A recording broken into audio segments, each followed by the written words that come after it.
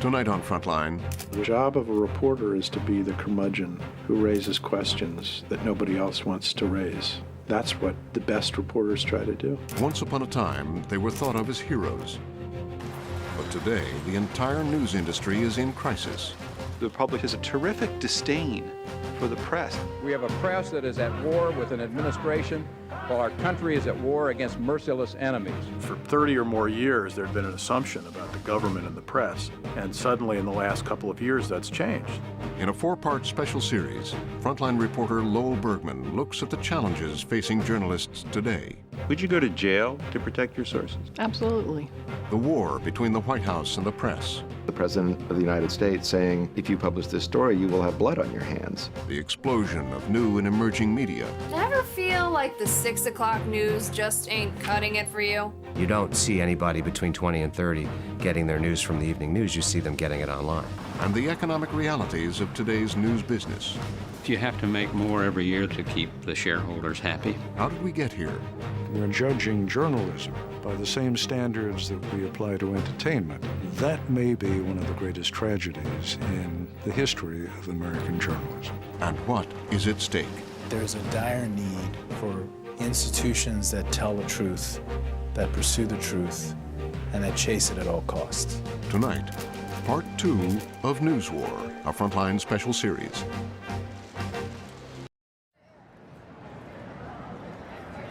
We're going to start today, much to the chagrin of the people across the street, with the Pledge of Allegiance. I pledge allegiance to the flag of the United States of America and to the republic for which it stands, one nation, under God, indivisible, with liberty and justice for all. Early last July, a group of protesters gathered outside the New York Times office building in Midtown Manhattan. It's no longer the New York Times, it's the Al Jazeera Times. They were protesting the paper's revelation that the government was secretly monitoring the worldwide money transfer network known as SWIFT to track terrorist financing. Fallout from the Times story had been roiling through the media for weeks. This is a U.S. government secret program at a time of war, willfully exposed for no good reason by the New York Times. I think the New York Times should start running ads and get some terror members and have them say, I saved my sleeper cell, thanks to the New York Times. Pinch Sulzberger and Bill Keller ought to be frog marched out of the New York Times building. It's time to stop the Times. It's time to stop the Times. It's time to stop the Times. Clearly, when we talked about the SWIFT story, we anticipated that they would come after us. I don't know that we anticipated they'd come out after us quite as noisily as they did, but we expected that it would be controversial. We're at war with a bunch of people who want to hurt the United States of America. And for people to leak that program and for a newspaper to publish it does great harm to the United States of America. It may seem odd to ordinary Americans that somebody like me has the power to defy the President of the United States. If you want to figure out what the terrorists are doing, you try to follow their money. And that's exactly what we're doing, and the fact that a newspaper disclosed it makes it harder to win this war on terror. But in fact, that's the way the inventors of the country set things up, because the alternative was to let the government be the final arbiter of its own flow of information. It's the battle over who controls that flow of information which is at the heart of the struggle between the Bush administration and the press. You brought it up. You said, how do I react to a bombing that took place yesterday? It's precisely what the enemy understands is possible to do. They're capable of blowing up innocent life so it ends up on your TV show.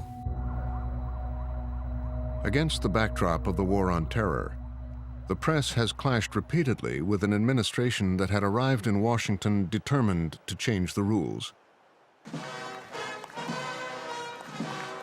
There was a feeling early on in this administration that the previous administration, due to scandal after scandal, gave up a lot of executive power. And I think that this administration said, you know what? No way. Mark Corallo worked in John Ashcroft's Justice Department. There was a definite feeling that we have got to recapture the authority that was lost. We've got to bring this back into balance. And that's where it's gone. Ashcroft had been among the first to signal a break from the past when he sent out a memo reversing his predecessor's policy on openness. What Ashcroft said is that the prior policy, which encouraged disclosure of information unless some foreseeable harm would result, was being overturned in favor of withholding information whenever there was a legal basis to do so. This administration has a track record of resistance to disclosure. In the earliest days of the Bush administration, Vice President Cheney had his famous Energy Task Force, in which people said, we want to know more about what's going on here. And the Vice President said, absolutely not. It would have a chilling effect on the quality of the advice that I receive if the names of the people that I talk to were publicly disclosed. A few months later, President Bush issued an executive order tightening restrictions on public access to records of past presidents. The papers of the Reagan administration were supposed to become public in 2001. This executive order said, wait a minute, those records are not going to be automatically made public. The secrecy predated 9/11 and is rooted in the president's own personality and in his governing philosophy. The president and his team had also brought with them new ideas about the press. Good morning, thank you. Every president complains about the press. Cheryl, yeah, welcome. Got a couple of newcomers today, sitting next to Tapper. But what I think is different about this administration from previous administrations is that the Bush administration does not accept that the press has a legitimate public interest role. Ken Auletta has covered media for the New Yorker magazine for over a decade. They view us as a special interest. And so when I asked Andrew Card, his then chief of staff, I said, do you accept that the press has legitimate check and balance function? He said, absolutely not. He said, Congress has a check and balance function. The judiciary does, but not the press. You know, I think Secretary Card was right. I mean, I think the true checks and balances are the judiciary and the Congress. The press is not elected. Mark McKinnon is a former top media advisor and close confidant of the president. The press is going to make its determinations, but who's going to judge which press outlet is the proper check and balance? This administration had a lot of discipline in terms of the way in which it controlled its message. Yeah. But every administration has said that at the beginning. Yep. This one really was very successful keeping people, if you will, on message, in line. That's right. How? You have a guy at the top who knows who he is and what he stands for. If we get off message, he lets us know. And we have a team of people that work together a long time. We know what works and we know what doesn't. I remember 2004, at one point, people you'd have stood up and said, there's no way you can get reelected. Certainly the relationship between this administration and the media is not a good one. And certainly we believe that the secrecy has been excessive, quite excessive. But at the same time, their job is to do their job, and our job is to find out what's going on. Leonard Downey is the executive editor of the Washington Post. This always happens with administrations after they've been around in Washington for a while. Personnel begins to change. Schisms occur within the administration itself. Its control over the message begins to fray. We're finding out more and more all the time. By 2005, with the War on Terror in its fourth year, more secrets were beginning to leak from the government. One of Downey's national security reporters, Dana Priest, was learning details about a top-secret CIA program. Dana is very, very deeply sourced throughout the military and throughout the intelligence services. And a number of these sources were concerned about some of the policies that the administration was carrying out in the war against terrorism. These are people who, as Dana describes them, are very much very strong proponents of the war against terrorism. They're active in the war against terrorism, but they're concerned that some of these methods were counterproductive. So for these reasons, they would cooperate with her when she'd ask questions about things that added up to some of these stories. The stories were about a system of prisons being run by the CIA, some of which, Priest would learn, were housed in countries in Eastern Europe. The existence of the prisons in the places that they're in are illegal in the places where they are. It wasn't just detention in these democracies in Eastern Europe, it was also interrogations. The whole reason for having the detentions in the black sites was so that the CIA could interrogate the people in them. And nobody else, not the host nation, Not nobody. the Pentagon. Not the Pentagon, not the FBI, nobody, just the CIA. Their little prison system.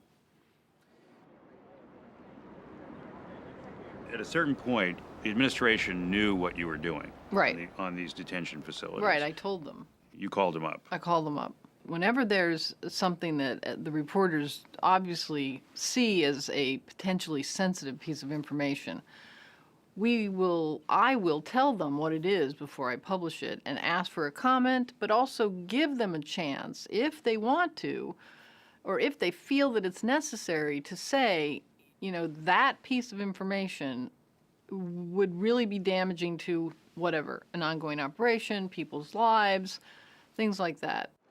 There came a time when very senior officials in the administration asked to talk to me, along with Dana and her editors, about their questions about whether or not some of the things she knows would, in their minds, harm national security if we published them. Who called you?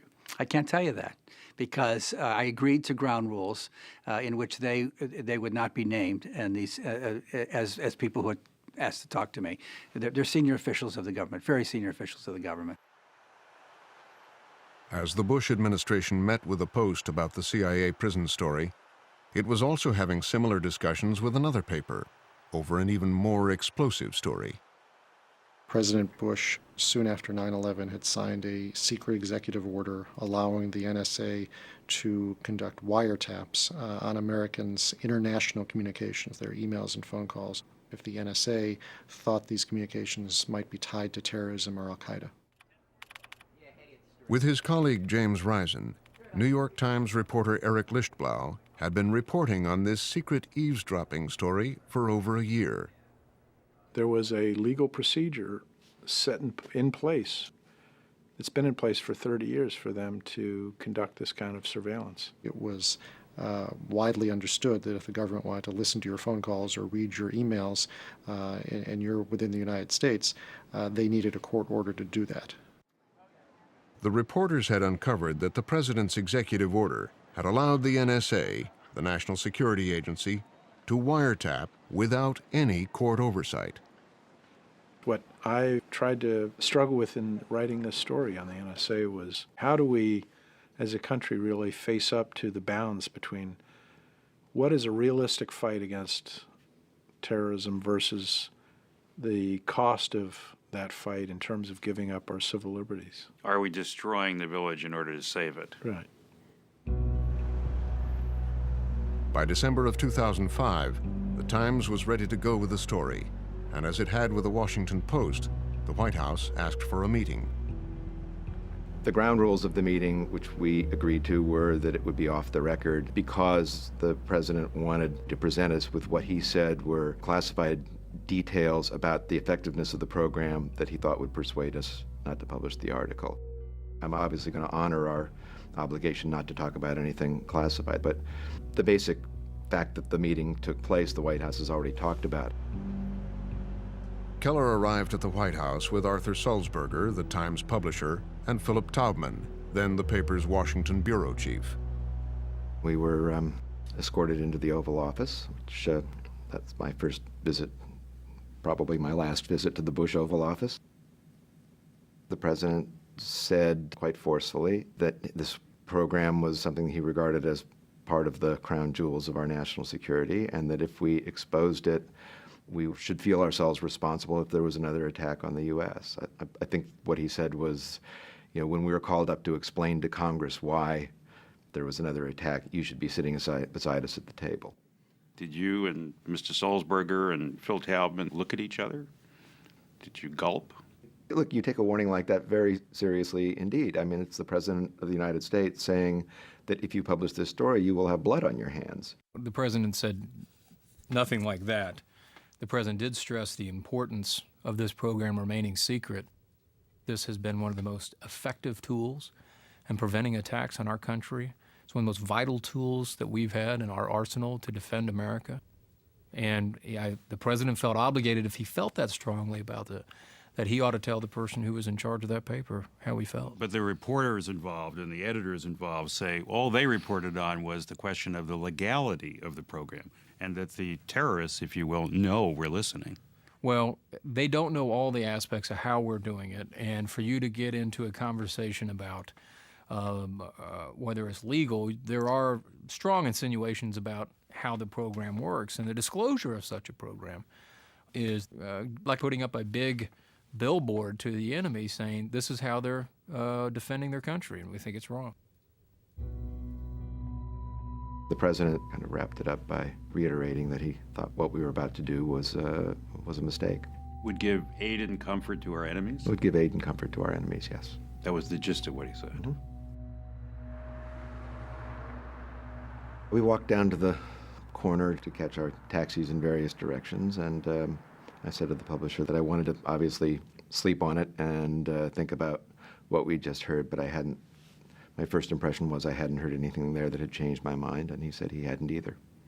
There are things that I know that were reported as long ago by our reporters as several decades ago that we've never published in the newspaper, and I've never uttered a word about because it's clear to me it would be harmful to national security. But at the same time, many times that claim is made by the government simply because they want to avoid embarrassment. We're at war. The President says we're at war. Yes, he does. So who are you to decide what's in the interests of the country, what's national security and what isn't? Well, decisions about whether something would be harmful to national security or not is just another one of those many decisions we make about what we're going to publish or not going to publish. Under our constitutional system, those decisions cannot be made by the government. That's unconstitutional, and it also would be dangerous to our democracy. It has to be left to editors and television producers to make these decisions. If our country is to survive this wound, let us be more honest in the pursuit of peace. The debate over the right to publish state secrets goes back to another era when an unpopular war raged. Never have so many of our people manifested opposition to this country's involvement in a war. And the government and press were at odds. Hundreds and hundreds of thousands We had an agenda we wanted to implement.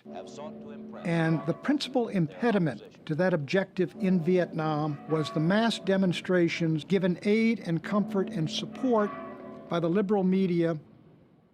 They were standing on our windpipe.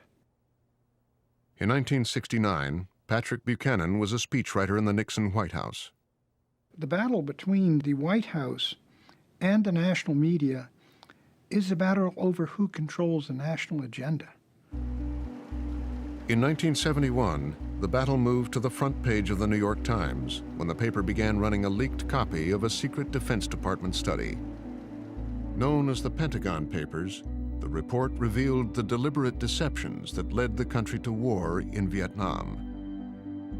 It came out on a Sunday and on a Monday. We were doing well, and then I think it was a Tuesday afternoon. I checked in, is everything okay? And my boss, who was opposed to the publication, said, well, you better come on over. James Goodale was general counsel for the New York Times and had urged the paper to publish the secret documents. So I ran out, hopped in a cab, shot into the New York Times, went up to the executive floor, which is the 14th floor, and I walked into a room where there was a huge screaming match going on. The government had sent a telegram to the New York Times saying, stop publication or we're going to sue you in court the next day. I thought that publishing the Pentagon Papers was quasi-treasonous in wartime, yeah. To me, it was a clear effort to sabotage the war effort. A number of these newspapers, cheer us into war, and then Americans go into battle and they get killed in great numbers, and then these folks tend to undermine. In his telegram, Nixon's Attorney General cited a 1917 law called the Espionage Act, which forbids the publication of national defense secrets. He said that the publication, the ongoing publication by them of portions of the so-called Pentagon Papers violated the Espionage Act. Classified material. Classified material relating to the national defense, where national security would be gravely imperiled. Floyd Abrams was hired by Goodale to help represent the Times after the paper's corporate counsel refused to take the case. They had been told by their lawyers that they would likely lose, and most of all, from some sort of moral point of view, that they were acting unpatriotically in publishing the Pentagon Papers. So the issue was, do we obey the government or do we make the government come after us? And that was the subject of this terrific argument. Goodale joined in and then was called to the phone to talk to the publisher, Arthur Punch Sulzberger, who was on vacation in Europe. Punch said, Jim, what do you think we ought to do? I said, I think you're going to publish. He said, well, what about, I think you should publish. What about the criminal liability?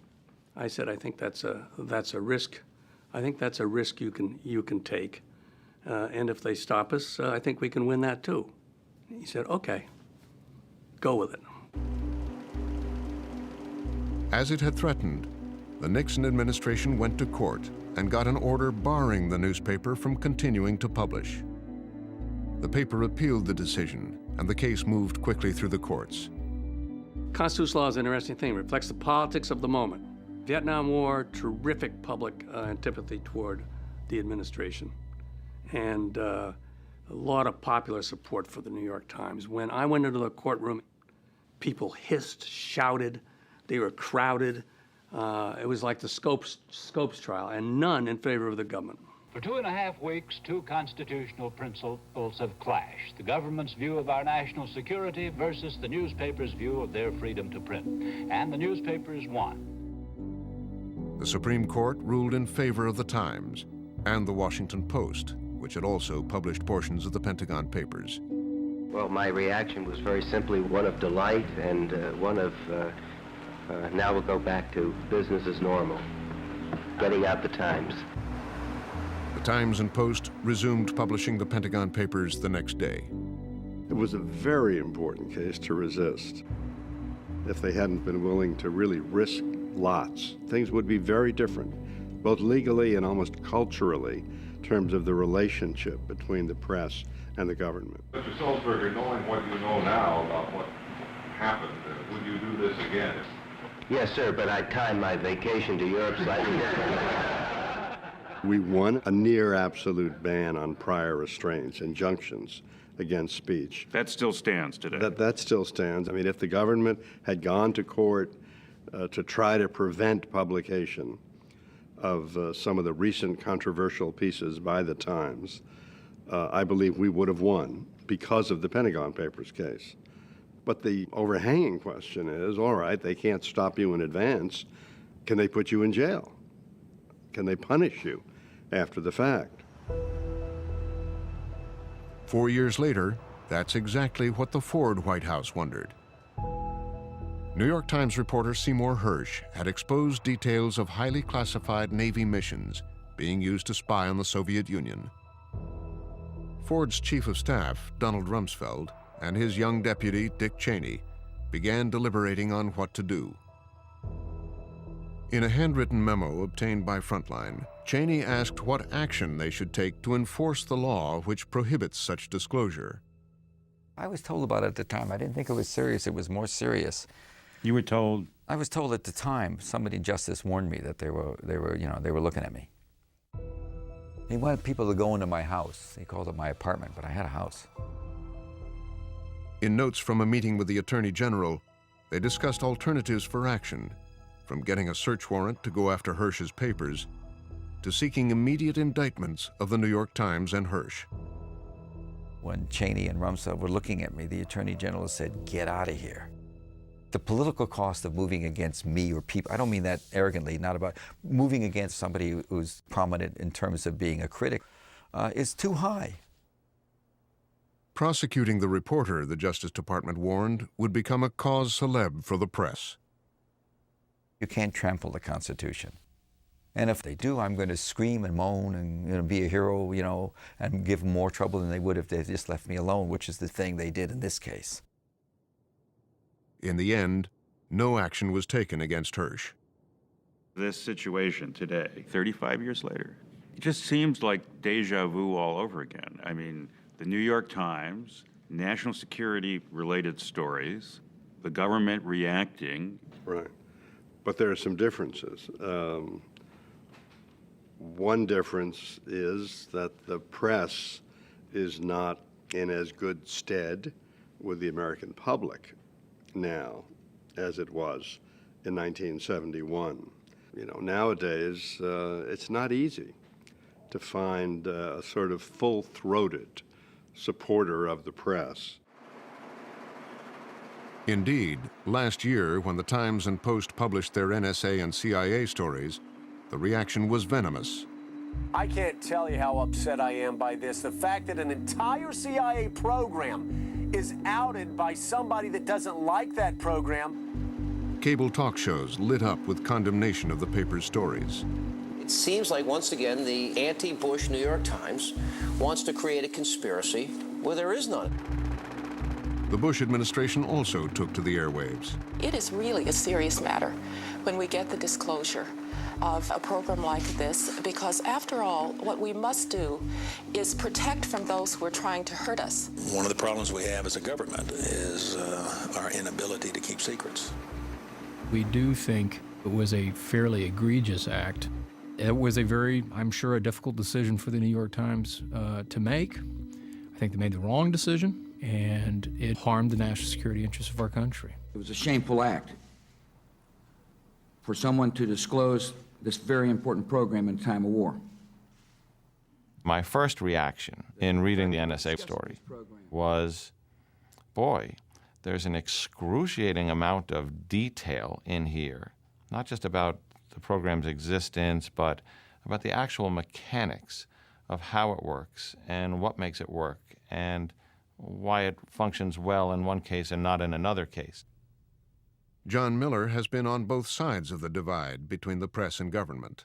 ABC News has learned that the FBI has been talking to As a reporter at ABC News, he was one of the last journalists to interview Osama bin Laden. We asked bin Laden if Khan was one of his. He is now an assistant director of the FBI. So you didn't think it was a responsible story? The standard I use to weigh things on is this going to be a good story? Well, clearly the NSA was going to be a good story. Is it going to hurt the government's ability to keep people safe? And, you know, that is where the debate is in that story. To some in the intelligence community, it was the Times' follow-up NSA story that caused the most concern. There was an article that revealed that there were switches in phone companies in the United States that handled all the traffic. Right. And what I had heard was people were very upset about the second. Of course. Much more so than the first. Of course, because the second of the two articles revealed techniques that were being used to monitor traffic. Everyone's always talking about connecting the dots. These are the dots. And the number of dots we have to work with has increased exponentially since 9/11 as a result of programs like this. You might get from one of these programs nothing more than the name of an individual. You then go to other programs. You go to a detainee. You work the system. And that's what you get from these programs. You get fragments, shards of things that ultimately form a picture. And to the degree that terrorists tighten up in their transactions, their communication, and their security, you will get fewer of those things. The follow-up story in which the New York Times publishes that the way in which this eavesdropping is being done is a data mining operation going on through access to the switches that telecommunications companies have here in the United States. That's something that, while it wasn't classified, is something that terrorists were not aware of. Well, I don't know whether terrorists were aware of that or not. I think, you know, my hunch is that terrorists tend to assume extraordinary powers, including extraordinary technological prowess on the part of the Americans, and I think they tend to assume that the American government uses that power in any way it can. But the leadership of the intelligence community doesn't agree. The consequences of these leaks, I'm happy to have your question to respond. And I'm sorry to tell you that the damage has been very severe to our capabilities to carry out our mission. Leaking is a serious issue. To see the frustration and the outrage of people expressed after certain things are leaked, which have severely damaged operations or collection efforts or put sources in jeopardy or in danger, has been very, very serious over the years. You go into a highly confidential briefing on a classified level, and a few hours later, or the next morning, the phone rings, and somebody reads it all back to you, and maybe a little more than that. And you hang up the phone and say, how did this get out? Who takes this oath so casually that they hand this stuff out? The people and the sources of information that Eric Lischblau and I got for our story were people who, in some cases, were tortured by their knowledge of this information. They felt compelled to tell this information, to make the public aware of it, because they believed it was either unconstitutional or illegal. And I think they were classic whistleblowers. You know, there's a leak investigation going on. They're collecting the names of reporters who've talked to officials who had access to this program. There's apparently over a score of agents working out of the Washington field office. Is it drying up your sources? Well, I'd rather not get into that in any detail. I can just say that, continuing to report and work. You got interviewed, right? Yes. If you were briefed into a certain program that was leaked, then there's a possibility that you could be the leaker. Have they interviewed you? I've been interviewed. What did they ask you? They just, they wanted to know, why these kinds of leaks happen. Today, I talked with a source of mine who said he just got polygraphed. Yeah, that's going on all around town. There are investigations of sources going on all around town, and it's very, very worrying. It's not good.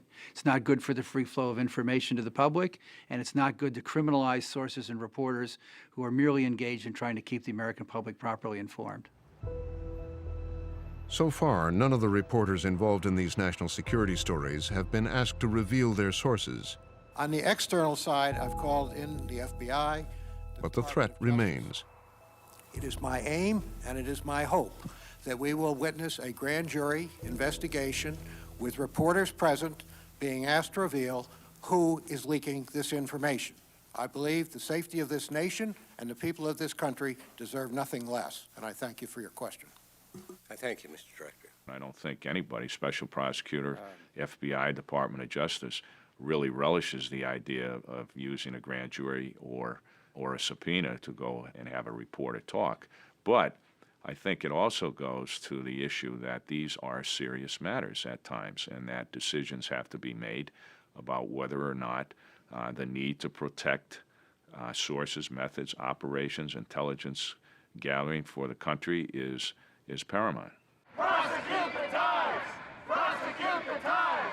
Prosecute the Times! In June 2006, after the New York Times published its Swift banking story, the rhetoric grew more heated still. I say that some anti-Bush media in America is putting us all in danger by exposing, criticizing, and undermining just about everything the administration does in the war on terror. There can be no excuse for anyone entrusted with vital intelligence to leak it, and no excuse for any newspaper to print it.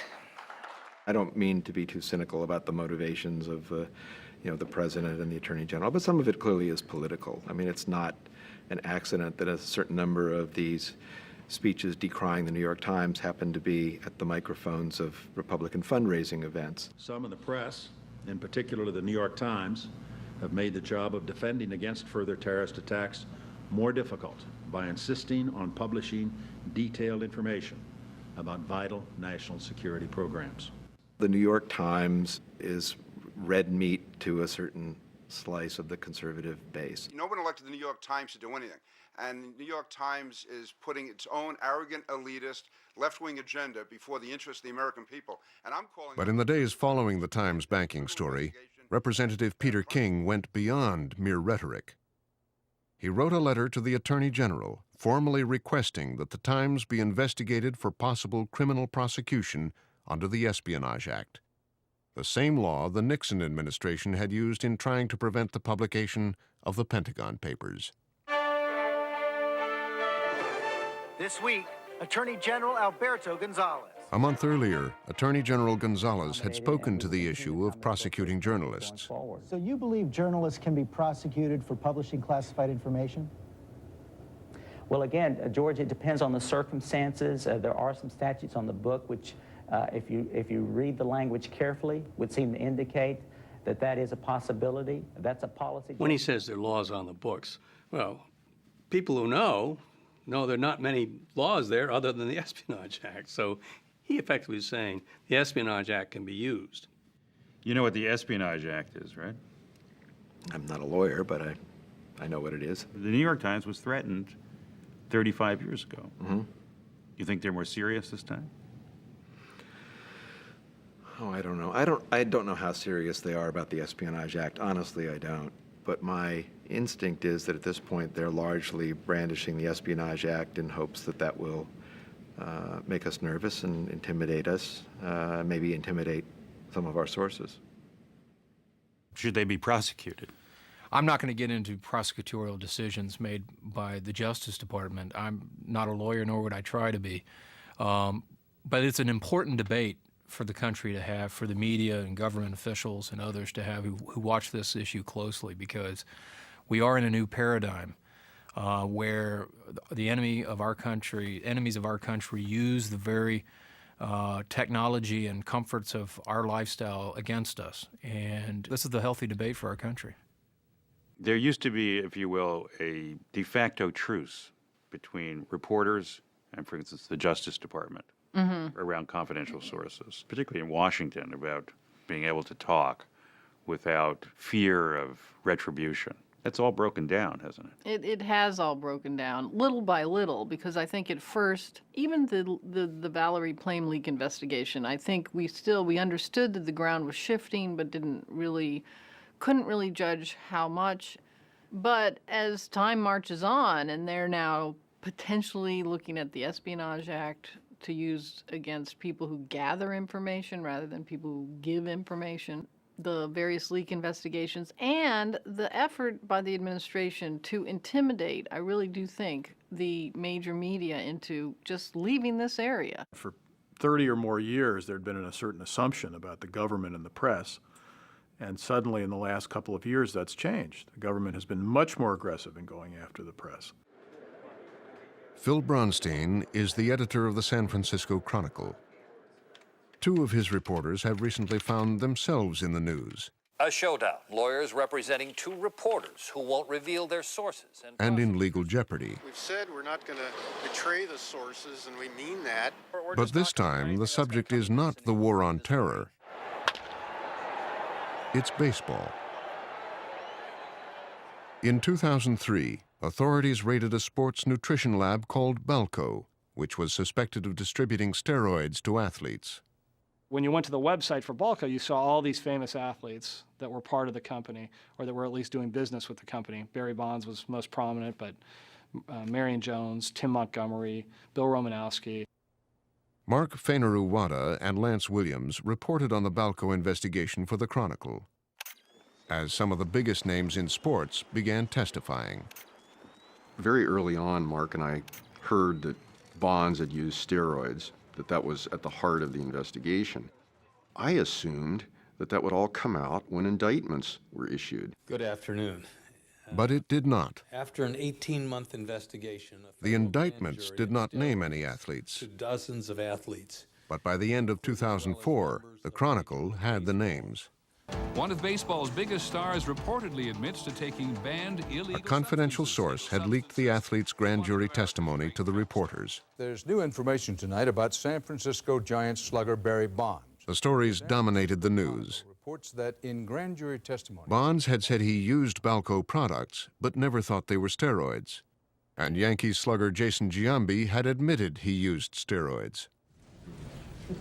We have a very distinguished panel here. In the wake of the Chronicle reports, Congress investigated steroid use in baseball.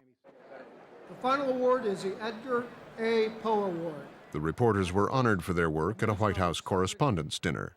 The 2005 winners. We met the president in 2005. He knew who we were, and he knew the stories, and he's a former baseball owner, and he said, "You've done a service." But not everyone in the government was pleased with the Chronicle's reporting. We heard from the government almost immediately upon publishing our first story that had grand jury testimony in it. What did they say to you? Oh, they said, we understand you have this information and we'd like it back and we'd like to know how you got it. The government wanted to know who our sources were. They wanted all the related information. They wanted the packaging it came in and so forth, anything that would identify the sources. We talked about it, all of us, and of course, respectfully declined. I respect the court system, and I'll, comply with their wishes in every way possible. But I am being told to betray not only sources, but ideals that I've held for 30 years as a reporter. And I'm also being asked to give up my career because, don't kid yourself, if they bully me into betraying my sources, I can't work anymore. I think that's an interesting notion in journalism, that the professional ethics and standards require them to violate the law.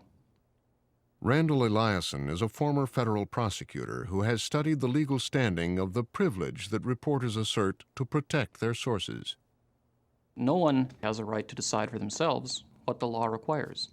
I know journalists feel very strongly that they need this privilege in order to do their jobs. Congress hasn't agreed, and the Supreme Court hasn't agreed.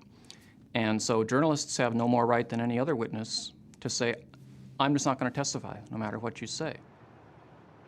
With the journalists refusing to cooperate, last May, the Justice Department authorized subpoenas to the Chronicle and its 2 reporters, requiring that they reveal the source of the leaked grand jury testimony. The Justice Department was way out of line here. This was an abuse of power. Mark Corallo, who was involved in approving media subpoenas under Attorney General Ashcroft, filed an affidavit in support of the reporters. The government just did not meet the standards set by their own guidelines. The guidelines are very clear. A media subpoena should only be sought when all other avenues of investigation have been foreclosed, and only in exigent circumstances. And exigent circumstances were explained to me to be grave national security matters. Emergencies. Yeah, emergencies. Life and death. Life and death. What's the problem here? Your successor is not a baseball fan? I don't know. I don't know what's happened here. It seems that there's been a policy shift. It seems that, the way we operated under Attorney General Ashcroft, where we were absolutely committed to not issuing one of these subpoenas, that seems to have changed. Mr. Corallo is no longer at the Justice Department, and so I think he's not aware of all the facts and perhaps surrounding these cases. Tasia Skolinos is Mark Corallo's successor at the Justice Department and helped review the media subpoenas in the Balco case. There's no legal requirement that the department put special guidelines in place when it comes to subpoenaing members of the media. Those are self-imposed guidelines. We feel that we have a very serious obligation on behalf of the taxpayers to prosecute cases to the fullest extent of the law. What's the national security or exigent circumstances in a case where the President of the United States has commended the reporting? Well, if you notice, the guidelines don't specifically say it has to be a national security case. Understood. The guidelines, I believe, say that there needs to be exigent circumstances, and that can take a lot of different forms. The reporters fought the subpoenas through the courts, facing up to 18 months in jail if they lost. We aren't choosing prison here by any means. We feel the choice has been made by the prosecutors, and their demands are just impossible. The administration has a discretion through the Justice Department whether or not to bring certain cases, and I guess in this particular case, the question is, what's the rationale? You're going to shut down reporting on something which everyone says has been to the interests of our public health and to our youth who are involved in sports. Well, I think that's subjective to say that it would shut down. These are tough calls. We put very seasoned and experienced prosecutors in these U.S. attorney positions to make the tough calls. But ultimately, that's why there's the checks and balances of a court system. The courts will ultimately vet that out. So we cannot expect the administration to back down in that case, to back off. As I speak only personally for the president, we would not interject from the White House into a criminal prosecution. The U.S. attorneys involved in this have broad discretion to use, to pursue these cases they see fit. You're ready to go to prison. Well, ready is perhaps not the appropriate word, but prepared, I guess, although I don't even know if I'm prepared. But we're going, if we have to go to prison for this thing, then that's, I guess, what's going to happen. I don't say that lightly at all. Neither of us want to go to jail, but it's not an option for us to provide information about confidential sources. But in the end, the reporters did not have to do either. In an unexpected twist, just last week, a Balco lawyer admitted to leaking the grand jury testimony. The government has agreed to abandon its effort to put the two reporters in prison. But 30 miles east of San Francisco, a reporter has gone to jail. Last fall, freelance journalist and blogger Josh Wolf turned himself into the Federal Correctional Institution in Dublin, California. And here were some of my supporters. We all drove out here to wish me off, I suppose. Wolf was jailed for refusing to testify in front of a grand jury and to turn over video footage that the FBI had demanded. No cameras have been allowed to film with Wolf while he's been in jail, but Frontline sat down with him days before his imprisonment. How did you first find out that the FBI was interested in what you may have shot? I was sitting in my room on the phone with my mother, and hear the doorbell ring.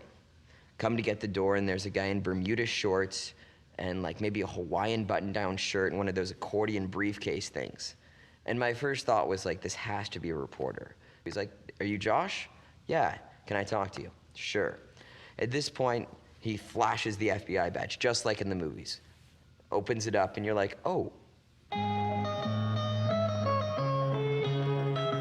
It's outtakes of this video that the FBI wants. It's of an anarchist protest in San Francisco. Wolf shot it and posted portions of it on his blog, which covers political protests. What was the protest about, and what were you doing there?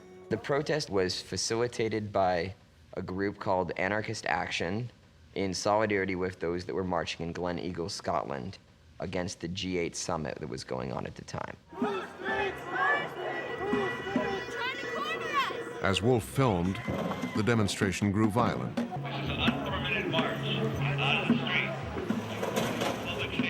A police officer was seriously injured. And the police would later claim that some of the protesters tried to set a police car on fire. Wolf has made part of his footage available to local news and to Frontline. But it's footage that he has not released that the FBI wanted, claiming that his tape could reveal who allegedly tried to burn the police car. My concern is that this isn't about the SFPD police car at all. I feel that if I were to open the floodgates by providing them a tape to prove that this subject isn't on it, that I would then be subject to questions of who is this person, who is this person, who is this person. And basically, at that point, all those people would be subpoenaed, and it'd be a never-ending witch hunt to try to make a database of civil dissent and people engaged in civil dissidents and people engaged in civil dissent. It's not really his decision as to what's important and what isn't in a federal grand jury investigation. We don't really know what exactly the government is looking at in this case. And unless you're involved in the actual grand jury investigation, you can't know. So whether there's some broader set of allegations that's being investigated or some broader kind of conspiracy, only people involved in the actual investigation know that. If I were to give those tapes to them, then I stop being an independent journalist and become, as some of the briefs say, a de facto investigator for the government. There was a trust established between people involved in the organization that I was covering and myself into the fact that what I chose to release was what I chose to release, and that I wasn't an investigator for the state turning over piles of tape for fishing expeditions. Wolf has already been in jail for 6 months. The judge sentenced him to remain in custody for the duration of the grand jury term, which is due to expire this July. He has already served longer for defying a court order than any journalist in American history.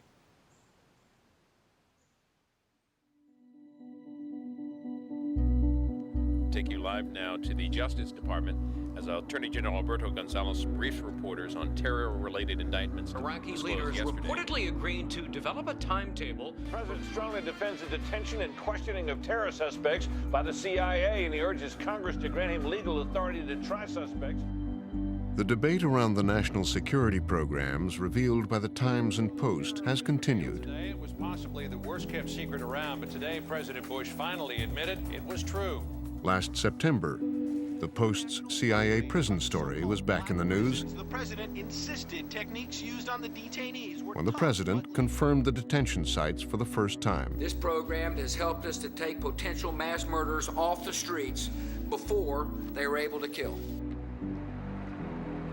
The media has a hugely important role during this time to bring out the things that are worth debating. And I think one of the reasons the government's reacted in the way that it has is that it's not allowed that to happen. The feds are trying to kill a lawsuit over the NSA program to wiretap without warrants. The NSA eavesdropping story has continued as well. In August 2006, a federal judge ruled that the program was unconstitutional, and the Bush administration is appealing that decision. But last month, the administration agreed to put the program under court oversight. The only thing we're saying is this is something the American people should know about. They then can decide whether it's something they want to continue or not. That's our role. Our role is not to say to the government, don't do this. Our role is, this is happening, you decide. Who do you want or trust to protect you against terrorists? The Bush administration or the committed left media backed by anonymous leaders? There's merit in the United States deciding at this point, where does it want to be on this spectrum from security to privacy? At the end of this whole debate, perhaps we will know better as a country where we want to be. So you are saying that there is some public interest benefit that has taken place, despite the fact that you would have stopped these leaks if you could have?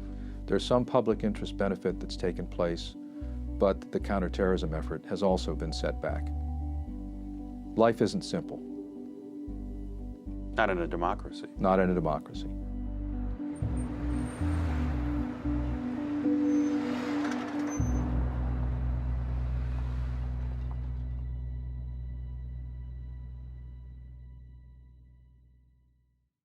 But couldn't really judge how much. Then join the discussion